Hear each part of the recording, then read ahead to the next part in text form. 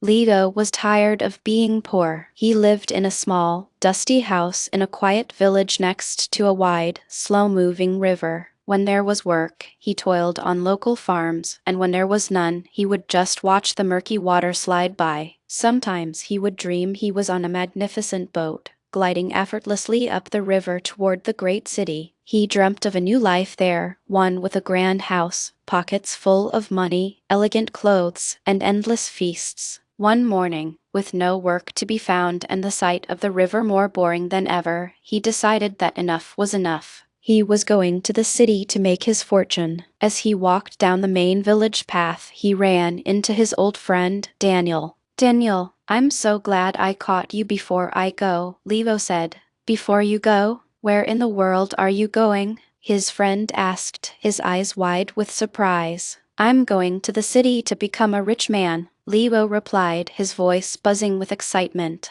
"And how exactly are you going to do that?" Daniel asked, a skeptical look on his face. Leo started to explain. "I'm going to," but he realized he didn't actually have a solid plan. "Listen, Leo," Daniel said, placing a gentle hand on his friend's arm. "I'm going to help you. Come with me." Daniel led Leo down a narrow lane to Mrs. Gable's farm. The front yard was a flurry of activity, with dozens of chickens scratching in the dirt. Everyone in the village knew that Mrs. Gable's eggs were the absolute best. "Good morning, Mrs. Gable," Daniel called out. "We need 200 of your finest eggs in a sturdy basket." "Why are we buying eggs?" Leo whispered. "With these eggs," Daniel explained, "you can go to the big market in the city. You'll sell them for a handsome price. Then, you'll use that money to buy something else and sell it for an even bigger profit. You'll keep buying and selling, and before you know it, you'll be rich.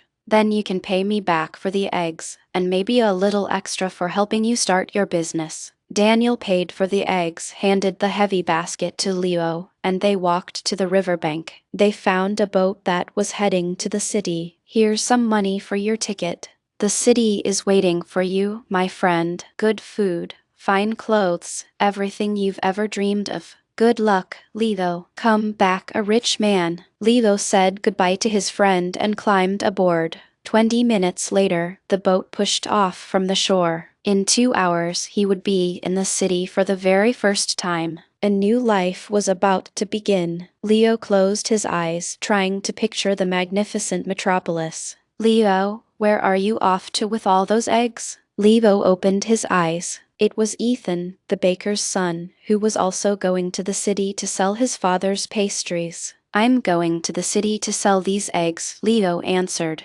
"Ah, just like me. I take these pastries to the city 3 times a week," Ethan said. "Well, not quite like you," Leo said with a superior tone. "I'm not going to be selling eggs for the rest of my life, you know. I'm destined for much greater things." "Oh, and what might that be?" Ethan looked intrigued. An older couple from their village, sitting nearby, also turned to listen. Leo was thrilled to have an audience for his grand plans. "Well, first," he began, his voice growing louder, "I'm going to sell these eggs in the market. I got them from Mrs. Gable, so I'll get a very good price for them." "Mrs. Gable's eggs are the best in the county," Ethan agreed. "That's true," the couple nodded. Then, Leo continued, "I'm going to buy bolts of beautiful fabric." A few women sitting nearby perked up at the mention of fabric. "What kind of fabric?" one of them asked. "Ah, the most exquisite fabric you can imagine. There are materials in the city you can't find anywhere else, woven with colors so brilliant I can't even describe them." The women looked at each other, one closing her eyes, trying to picture these magnificent colors. "I'll bring this fabric back to our village and sell it," Leo declared. "All the women will be desperate to buy it to make new dresses, and I'll make an even bigger profit." By now, all the women on the boat were hanging on his every word. "With that money, I'll buy a prize ewe and feed her only the finest food." As he said this, a group of men turned their attention to him. "A sheep is a good investment," one of them commented. "You should feed her apples." "Carrots are better," another man insisted.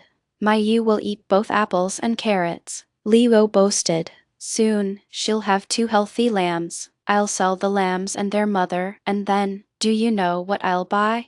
At this point, everyone on the boat was listening intently to Leo. A cow, a boat, a horse, they guessed. A prize bull, Leo announced in a booming voice. Ah, yes, I see, said Ethan. From 200 eggs to a prize bull. That's clever business. Very clever business, everyone else murmured in agreement. Leo, filled with pride, stood up, nearly rocking the boat. When the prize bull has a calf, I'll have 2 prize animals to sell, he shouted. And after I sell them, I'll be truly rich. And when I'm rich, I'll hire a servant to do my bidding all day long. I'll shout at him, do this, do that, run faster, and if he's slow, I'll give him a big kick, just like this. With that, Leo swung his leg back and delivered a powerful kick right into the basket of eggs. The basket tipped, tumbled, and plunged into the river's dark water. In an instant, 200 eggs, the foundation of his entire fortune, sank to the bottom of the river, and Leo was left with nothing, absolutely nothing but his shattered dreams.